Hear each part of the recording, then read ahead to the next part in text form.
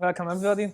I'm Pál Matolay, a junior Android developer at Makery, and today I'm going to talk about the accessing views on Android.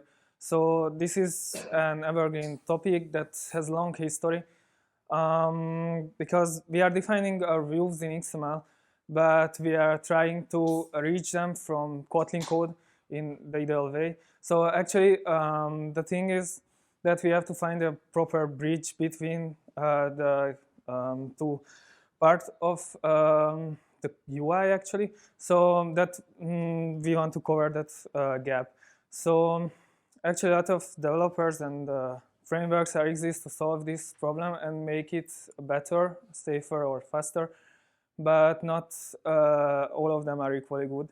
So my goals for this presentation to go through on the most popular solutions and check them from 3 different aspects.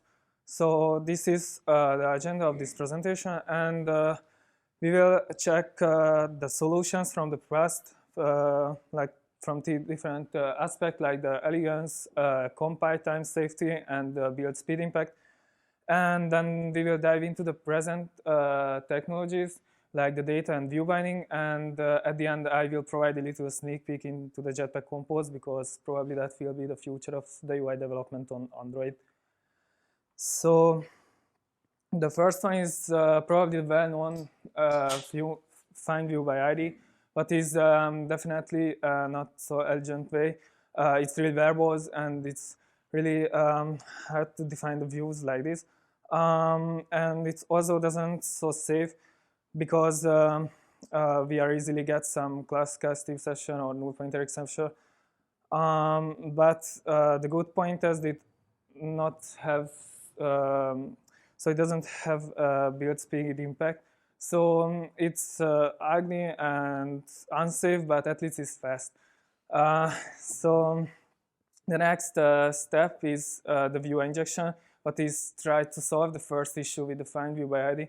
So it's much more nicer way to do that, but still it's not so safe, because we are easily get again this class casting session, and it runs by annotation processors, so it definitely has impact on our build speed, and that can make the build times much slower. So besides that, I want to mention that 2 popular solutions. So actually the first one is the KotterKnife, what is trying to reduce our boilerplate code and generate the view binding in the background. And the second one is the KotterKnife, what is the Kotlin siblings of that one. Both of them are coming from Jake Wharton, and yeah, actually the expectation is to replace the view injection with these libraries, but in the reality it's not how it happens. So actually in the official readmes, KotterKnife is asking us to consider switching to view binding. We will see later why. And KotterKnife unfortunately was a terrible idea from the beginning, but at least they are trying to solve the problem. So yeah, let's move on to the next one, what is one of my personal favorite, the Kotlin Synthetic, but is actually a findViewById, but it's a much elegant way. So all we need to do is just importing the layout file, and then we are able to work with all the views what we can find in that layout. It's provided with it's a bit safer than the findViewById, but still not the best one. But fortunately it doesn't have any impact on the build speed, just like findViewById, so that's a bit better, but still not the way what we are looking for. So I just want to mention one Reddit note here from a Google developer who is also telling us that the Kotlin extension was never truly a recommended way of the UI accessing. So they are also asking us to please consider switching to the data binding, because it's adds more compile time safety and type safety, so compile time checking and type safety. Yeah, so actually what is the big thing in this data binding is just changing the way how we are working with the UIs. So all the options what we are checked so far, it's working like we are writing the code and we want to access to the UI from the code. But in case of the data binding, actually this way is reversed. So we are working in the layout and try to access to the data from the layout and working inside the layout with the data what we have got. That will be more clear a bit later. So yeah, the first thing is the nice API, at least was what Google tell us. I'm not totally convinced, but definitely it's much better. Like for example, the other cases what we are saw. But what is really a good point that we have the compile time safety. So we have the null checking and type safe that we will see later how this is possible. But it also runs by annotation processors, so that can make slow down our beat speed definitely. Yeah, later on we can see a solution for this also.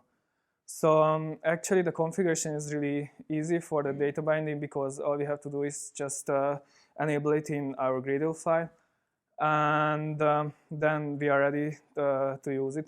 Actually, in this case, we have a constraint layout, and then we need just put that layout inside this special tag, what is also called layout. And after you rebuild the project, then you will get all the binding class. So yeah, you will get the binding class for that layout. And also you can notice the data tag, what is the place where you can import or create variables. So in this case, for example, we have the view model and we are just creating a variable what is called VM, and that we will use in later. So how this looks like. So in this case, we have just a simple text view. And then you can see that we have three parts where we are using data binding. So the first one is the onClick, where we are passing one function, what is defined in the view model. And the second one, we are just using a property from the view model and passing to the text attribute. And the third one is a custom attribute, what is called name transformation, and we are also passing a Boolean variable to it, and then we'll process it. So I think one of the biggest power of the data binding is you can create custom attributes and custom logic to the views, what you can use, what you can reuse. So actually, in this way, that you can reduce the code what you have to write. And one more thing here, that this file is called the fragment main, what is important because when we are doing the rebuild and getting the bind class, then the class will have this. So the class will have the same name. So in this case, we will have the fragment main binding interface, what will be an exact reference to that layout what we had in the previous slide. And also we will get the implementations of that interface, what everything is happening in the background. So actually I just want to go through on this file because it's really huge and massive at some point, what is worthy to mention here. The first one is whenever the view is not containing any data binding logic, then actually you can find it in the static block. And then if you go down, you can find the execute bindings method, and there we can see all the magic what data binding is do for us. So the first one is that the onClick, what we saw in the text view. So there we have the callback variable, what is a reference to that method what we received from the view model. And in the second case, we will have this built-in text binding adapter, what is coming with the data binding, and that is asking for two parameters, what is the name text and the current name, what is also coming from the view model. And then it will do it will set the text always when this property is changed. And the third one, what I already mentioned, that the custom attribute. So in this case, we have to implement our own view binding adapter. And that also has this bind name transformation and asking for the view and the variable what we want to pass them. So how this looks like from the other side. So the first thing what we have to do is go into the fragment class and inflate based on this binding interface what we received after the rebuild. And then we have just pass the view model, and actually that's all, because the view model will contain all the logic what we want to use in the layout. So in this case, we have the current name what is assigned to that text, and the view model is also containing this property, and it's marked with the bindable annotation. One thing here that is usually a good practice to give some default value to these properties, and also it's really important that you should check the value every time. So whenever it's changing, then you should just always assign to that field. Otherwise, you can easily create an infinite loop, but we probably don't want to do that. Yeah, and the other thing that the onClick attribute where we are passing the function. So actually, this is, again, just the same function in the view model. The only issue here, just we have to change the visibility because if we are using private functions, then the layout, unfortunately, won't be able to show it, of course. But otherwise, it's working like charm. So the next thing is this adapter, what I already mentioned. So the way how you can create custom attributes. So let's say that we want to create this name transformation attribute what is asking for a Boolean value. So then we will create our view binding adapter class and put that binding adapter method in it. So that we have to use that annotation and pass the custom attribute name as a value to that. And then we have to define all the properties what we need for the binding. The first one always should be the view what we want to use. So that's why style safety, or this is one of the reasons, because in this case, we are not able to use this binding in an edit text or anything else, like only just a text view. Otherwise, we'll get a compile error. And also then we will be able to pass all the properties what we need. So in this case, this is just the Boolean parameter, and based on that, we will change the transformation of this text. But of course, if you want to use more attributes, then you can do it. You can give as many attributes as you want, but then you have to take care all of them and give it inside the method signature. Otherwise, you again receive some compile time error. So the other cool feature of that data binding is the two-way one, because it's really, really simple. All the things what you need to do is just put an equal sign between the at and the curly brackets. And for example, in this case, whenever the user writes something into this edit text, then we will immediately receive it inside the view model, and we are able to work with it. So actually that can make the state management much more easier. And for example, in this case, I don't need to implement a text structure because that two-way data binding can do for me. Yeah. Also cool things that we have the most common operators. And yeah, actually we can easily use that inside the layout. That can be weird at first, and who is not developed any front-end things, then actually that can be really weird in Android code. But it's really useful for the simpler use cases. We have some constraints, so you are not able to create new object or those kind of things, but the most common use case you can cover with these expressions.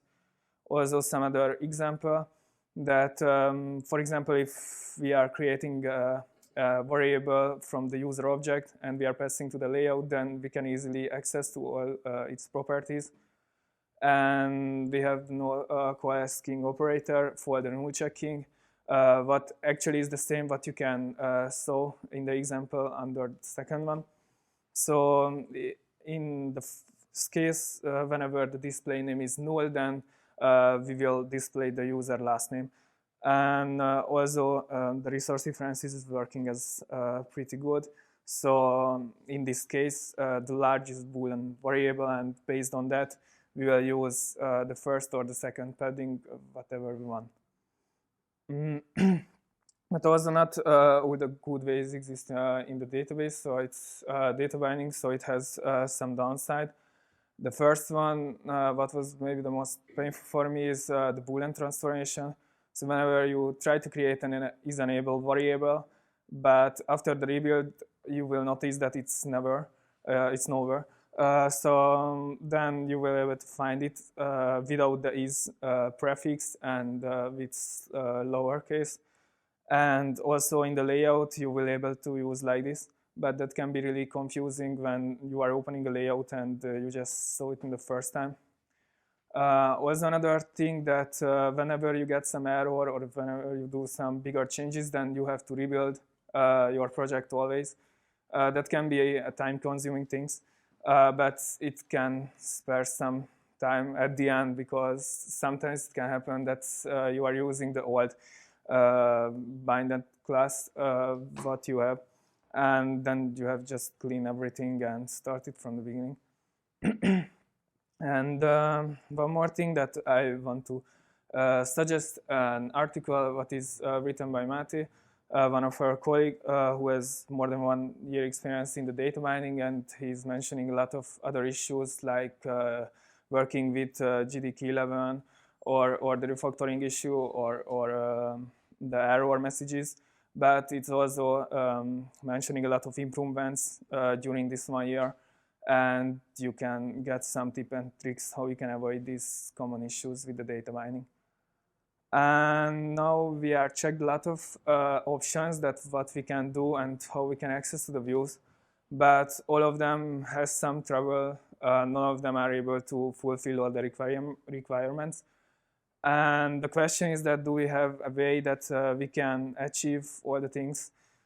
And the answer is yes. So we have this view binding.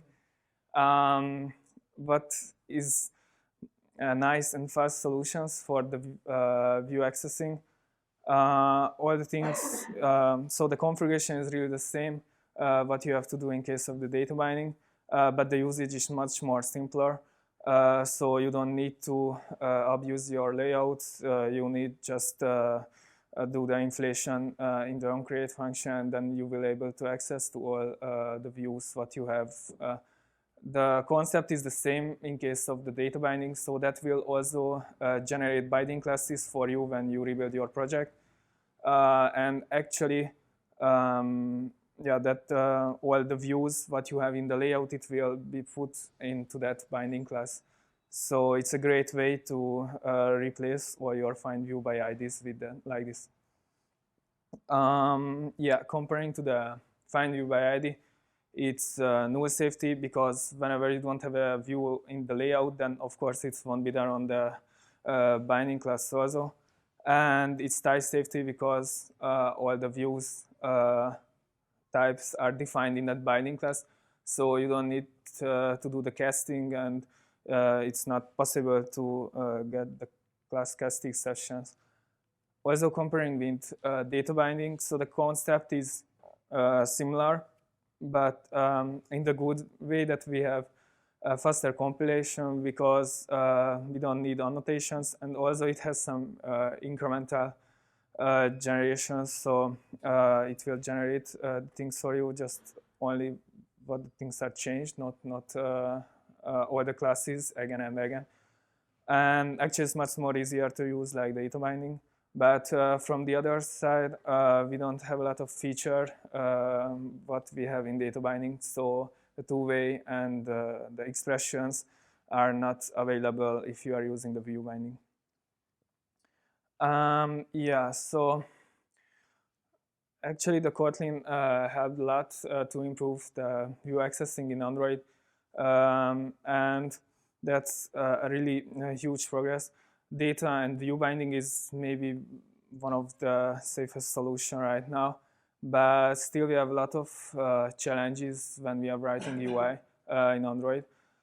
Because if you are just imagining that the UI code is everywhere almost in the project, so you have in the layouts, in the view model, in the fragments, especially if you are using data binding, then you have the binding adapters and it's also containing UI code. So the UI code is really scattered. And the other one is the state management, what can be really challenging in the Android world. So Kotlin and Compose comes to save us, hopefully. And the reason behind that, because it has a declarative UI framework. So actually, in this case, we can forget these layouts and XMLs, and we have composable functions that are directly drawn onto the canvas. And also it's reactive, so whenever your UI is changing, you easily get the state of the UI and vice versa. So actually this is kind of similar like React Native and Flutter working right now. And another cool thing is that it's independent. So right now, if Google wants to create a new linear layout, for example, then it has to release a new operating system. But in this case, we are not coupled to the OS. So whenever we need a new version, then we just increase the version in the Gradle file, and that's all. We don't need to wait a new OS to enjoy all the new features. So actually, this is how it looks like. We have to mark the function with the composable annotation, what is kind of similar like the coroutines. So we are able to execute composable functions from the composable functions. And actually, you can see that here we are just creating free text, put some string into it and organize it into a column. And then you can immediately see on the screen.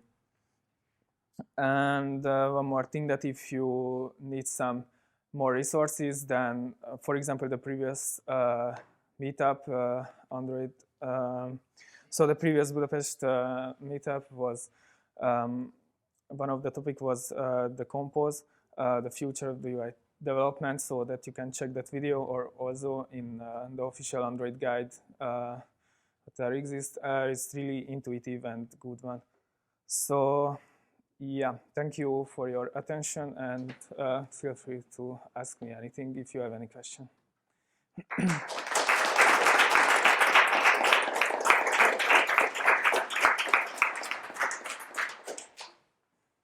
Yep. So you mentioned that the Kotlin Synthetic stuff isn't really recommended, and who do you refer? Who did give these recommendations? Actually, I just found this in a Reddit post that the Google developer advocate wrote that. In the presentation, I mentioned the source of it so that you can check. I think the guy doesn't give its name. Okay, so by any chance, do you know what the stance of the JetBrains people on this? No. At least that's my assumption, that they did this Kotlin Synthetics, right? It's made by JetBrains. Yeah, that's, I don't know. Because yeah, that post is actually just discussing that should we use this synthetic way as data binding, and there was a Google developer who just told it. Yeah, I'm curious because you put this stuff in the past, and I'm trying to find out why. Yeah, that's when I created the slides, I also think a lot that it should be a present or the past, and then I decided like this. But yeah, I think it's somewhere in the middle. So synthetic is definitely well-used technology. So yeah, probably it's somewhere in the middle. Yeah, I've had issues with it, mostly because it's safety and caching features. But I think it's still very capable. I found the implementation. It's actually part of the Kotlin code base. So Kotlin lang / JetBrains / Kotlin on GitHub. The repo contains the code that it's generating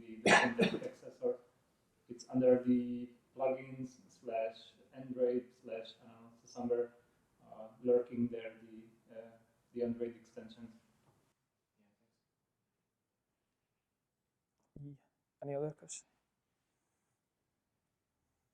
Then thank you for your attention.